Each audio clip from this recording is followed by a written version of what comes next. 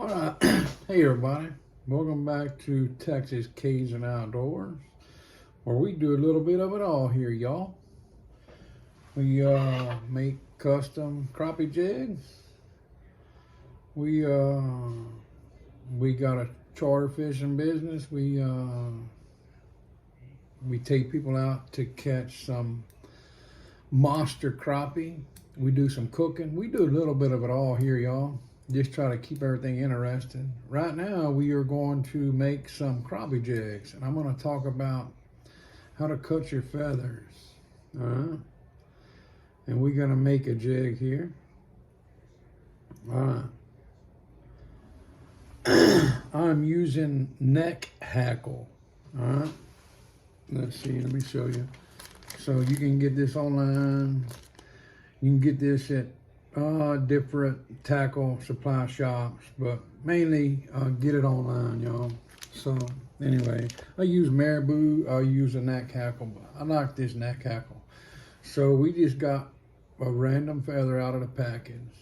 See, it's pretty full.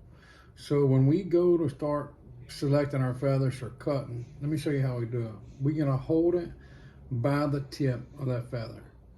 All right, we're gonna pull it down just like that. Bam. That way we can get us some nice, good cuts. The very tip of it, we're not going to use that right here. We may use that down the road on like a 32nd or 64, something like that, guys. But we are not going to use it today. So today we're going to be using a 1/16 ounce pillow head. So we want our feathers. My rule of thumb is we want our feathers sticking off the bottom of the hook, the length of the shank. So we want them sticking off about like that, about the length of the shank. Okay, that's going to determine the length you cut your feathers. All right, if we're using a smaller jig head, it's going to be smaller. If we're using a bigger jig head, of course it's going to be bigger. So I'm going to show you from start to finish. The only thing that I'm not going to show you today is the painting process, but this is painted with Protect paint. All right? All my jig heads are painted with Protect paint. All right, let's see here. I got it. Here we go, right here. Protect powder paint. All right, they have many different colors. I got about every color they make. I got 27 different colors, as a matter of fact. So I will explain the process in another video down the road. But anyway, these have been dipped and they've been cured. All right, so they are ready to go. They will not chip. Over the years, they will chip, but, it's kind of hard to get them. You just have to really beat them up to get them, chip. So, we are going to start. This is a gunmetal gray, right? We're going to do a black and gray body on this thing. All right, we are going to be fishing some shallow water with this. Some shallow, clear water with this particular jig here, guys. So let's get started. We're going to use our handy dandy jig vise over here. This is a rotating jig vise. As you can see, it's made to rotate. So we're going to use a dark thread. This particular jig we're going to use black. We are going to start wrapping. Always take me about 3 or 4 inches, guys. That's what I want from the tip of my bobbin to my finger, about 3 inches. We're going to start at the base of the head with that 3 inches of overhang. We're going to use that as our little tagline, as I call it. We're going to start wrap over that tagline all the way to the tip of your hook. That is going to be our stopping point at every jig that we make. The tip of our hook is going to be our stopping point, guys. I'm gonna, at this point, I can cut my tagline completely off. Bam, there we go. So let me show you what I'm doing here. I wrapped from the base of the head, see that black thread, base of the head, to the tip of the hook. All right. This is our base of where we start tying our jig together. I always make me a pass back to the base of the head. All right. Sorry, you can't really see, but all I did there is went from the point of my hook back to the base of my head. I always like to give me the extra cushion to be able to tie to. Then I'm gonna go back to the point of my hook. All right, there we go, it's hanging. All right, now we're gonna pick our feather. As I said, I'm gonna do black and gray. All right. Let's get us some good feathers here. Bam. That V, you see me, that's what I'm doing. When I cut my feathers, it made a V. So I'm just lining those up. Black and gray, you can see that. All right. Now, them little stragglers right there, I'm gonna pull those off. That way I am tying to the core. I'm tying to the core of the feather. I got something good, to tie to. I got all them little stragglers off. I'm tying straight to the core of that feather. We are gonna lay that right in the center on the back of our hook. Bam, right in the center. Okay, once we start tying, the first couple of wraps, they're gonna be real loose. That way, we can get our feathers exactly the way we want them. Because once you start pulling on it and you putting your thread on it, they will move. But we are gonna get them exactly the way we want them.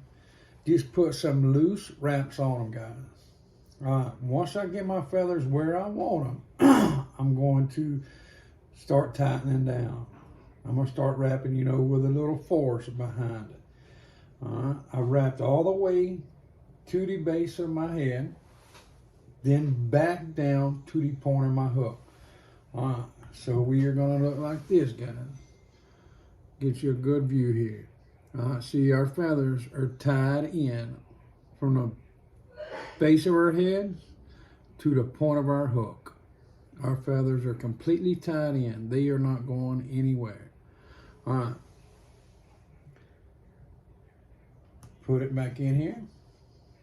I always tie mine off. Let me show you what I'm talking about.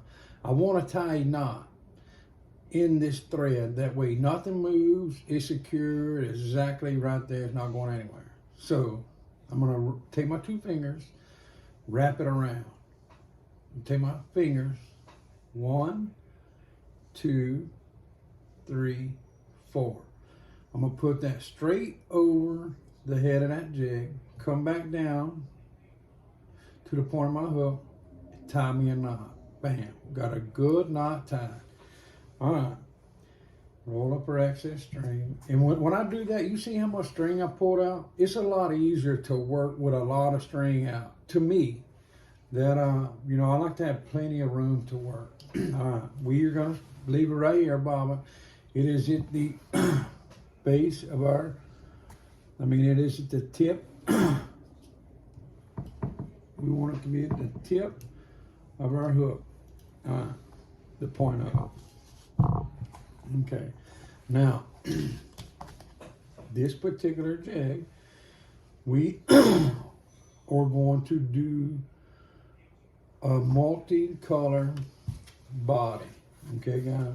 They make all kind of different body material, what they call tinsel. Any kind of colors you want, green, purple, blue, black, chartreuse, whatever color you want, they pretty much make it, guys.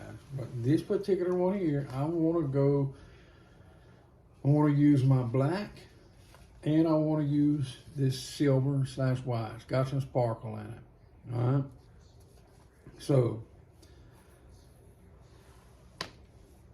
we can twist this, but look, actually, I forgot something. I'm glad that I remembered, because you can do it. Normally I do it before I tie my feathers on, But it's not going to hurt nothing to do it over your feathers. It's not going to hurt anything at all.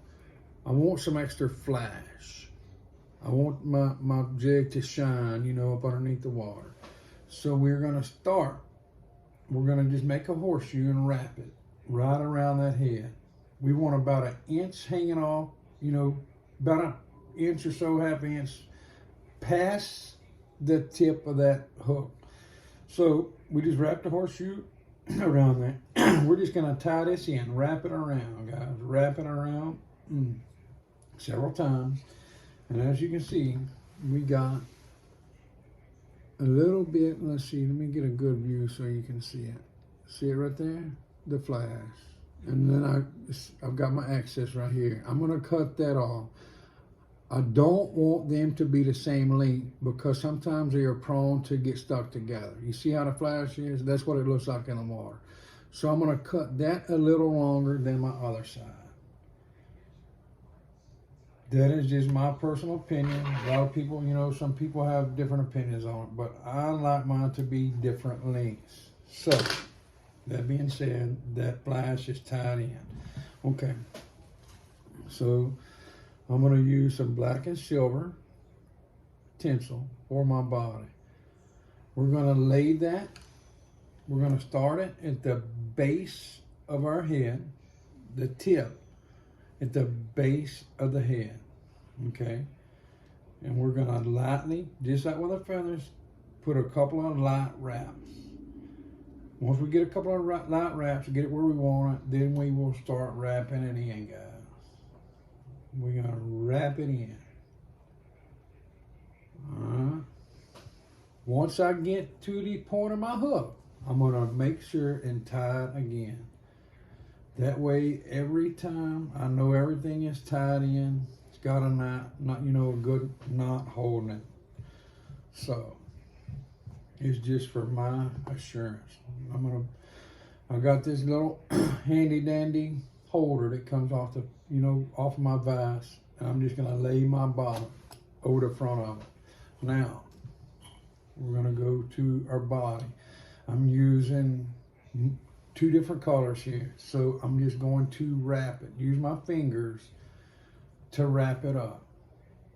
As you can see, I'm wrapping it up. I want it to be nice, even colors, you know, silver and black. Okay, now that I got nice, even colors, I'm going to use my vise and I'm going to start wrapping. And when I do this, I want it to be even. I want the body to be even all the way from the base, you know, from the base of the head to the point of my hook. I want it to be nice and even. Right. Once we get to the base of our head, I'm going to make me a couple of wraps. All right. I'm going to wrap the front side of it 2 times. Make sure and do not catch the eye of your hook. 2 times. I'm going to go around the back side of it 2 times. And I am holding some tension on this. Back side 2 times. Go back around the front 2 times, guys. Now, I'm just going to let my bobbin hang. I'm going to take my scissors and I'm going to cut my excess body material off. There we go. Now, we are using our whip finisher. They make several different styles. You can do it by hand or you can use this whip finisher, whichever one you like. This one's kind of bulky. This one is not, but they do the same identical thing. So I'm going to catch this whip finisher. Has all of them actually have a hook on the end right there. I'm going to catch my thread with that hook, okay? Then I'm going to wrap it around I'm going to catch the hook right here. Then I'm going to wrap it around right here. Okay, catch it, wrap it around. All right, then it is going to be facing. Oh, I can't get a good view. But anyway, I'm going to wrap it 4 times. 1, 2, 3, 4. All right. Now, make sure you don't catch your eye. It is designed to slide off of this bottom. See, it slid off the bottom. pull my thread tight all the way to the head, then it slides right off of that little notch there. I always do it twice. It's just habit. 1, 2, 3, 4. Okay, bam. Now, everything that I have done so far is tied in with a whip knot. Okay, I'm gonna cut my excess thread off, guys. Now, a lot of people use adhesive, glue, whatever. I don't. I've never had a problem. I use these jigs on a daily basis, and I've never had one come loose. That ain't saying that it will never happen, but I have never had one come loose. So if you buy a jig from me and it does come loose, send it back to me, and I'll send you 3 new ones, guys, for free. I'm very confident in the jigs that I tie, and it's not going to come apart. Anyway, that is start to finish. Look at that. That is a start to finish jig, guys. It is ready to go right now. You see that flash in it? See that flash right there? Boy, crappie got to have that. Crappie got to have it. Guys, if there's anything else y'all would like to see, if you would like to see anything else about this jig making process, hey, just comment down below, what you'd like to see, whether you want to see the painting process, whether you want whatever else you want to see, guys. If you want me to slow down or do a different technique, just let me know, guys. I appreciate y'all watching. Without y'all, I would not be here. I appreciate each and every one of y'all, guys. Y'all have a wonderful evening, and we will see y'all next time.